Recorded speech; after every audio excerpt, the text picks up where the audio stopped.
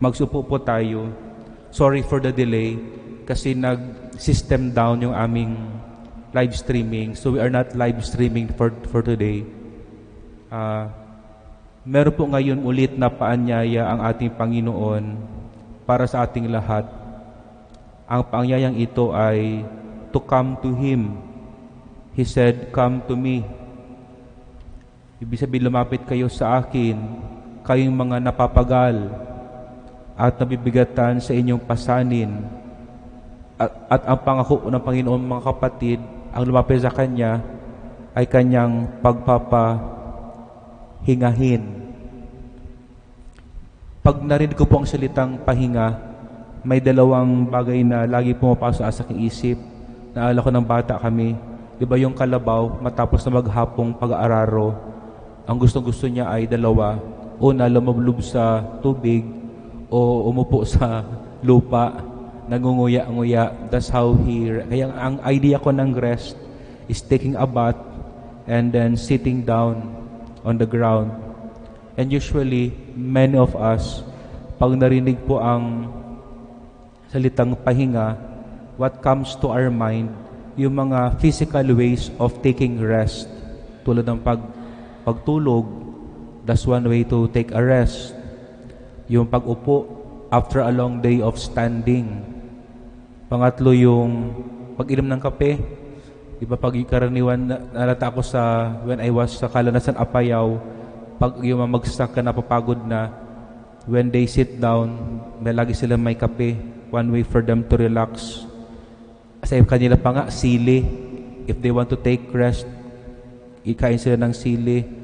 Some, when they want to take a rest, they would like to watch TV o mag-open ng kanilang Facebook or just do nothing, just relaxing. In short, baka kasi when we hear the words, Jesus na, "Come to me and I will give you rest," baka si isipin ng brain natin, utak natin, Jesus wants me to sleep, to sit down, to watch TV, to see. But that's not the point of Jesus. Sa Panginoong Diyos, pag sinabi niyang, "Come to me and I will give you rest," it's more of come to me and encounter. So for the Lord, rest is encounter of persons. Makatagpo natin siya, magsama-sama, nagkakaisa. Kaya nga yung mga Filipino sa abroad, one example of encounter ay yung mga Filipino migrants. Gusto nila, pag Sabado o Linggo, nagkikita-kita sila, especially sa Hong Kong, doon sa park. Kasi when you meet up and talk to one, share your stories, when you encounter one another, you feel a sense of real nourishment. You feel energized that when you go back sa trabaho, you are alive again. Kaya nga po ngayong 21st century, ngayong 2020, many of us are complaining of sadness, of depression. Pag sinabing depression, there's no more energy to go on in life. Many of us feels lonely.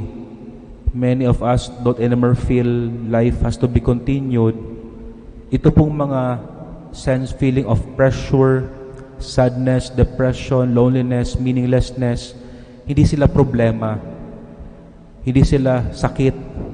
But we have to look at them more on as binibigyan tayo ng signal o emergency alarm that we lack what you call encounter. In short, when we feel down, when we feel too much depressed, lonely and meaningless in life, check yourself.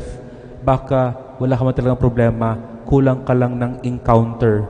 Kulang lang tayo na pagsama-sama, pagtatagpuan, pagkakaisa. Kaya the Lord today ask of us, "Come to me and take rest," meaning we need space and time for real encounter. We are called to rest, to switch off from things that do not really matter and turn ourselves to what really matters. At may dalawang paraan po how to have this encounter. Una, yung tinatawag na magkaroon tayong encounter with human persons.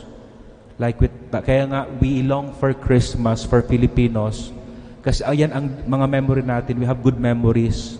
Kaya nga, minsan October pa lang, August, September, October, when we hear the songs of Christmas, memories already flooding in.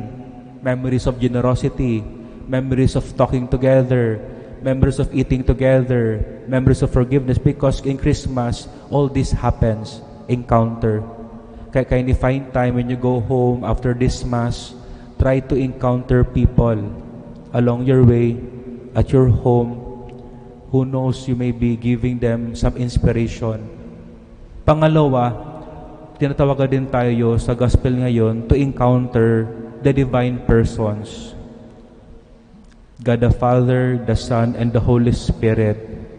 So in short, friends, in this time of crisis, sa panahon ng maraming problema ngayong pandemyang ating pinagdaanan, many challenges are on our way, many troubles, marami tayong bigat na dinadala. We are really burdened by life. But again, sa gitna po ng ating mga binadalang bigat, the same invitation goes to all of us. Come to me, all you who find life burdensome, and I will give you rest. And to rest with the Lord is to find love and receive love from Him. God bless everyone.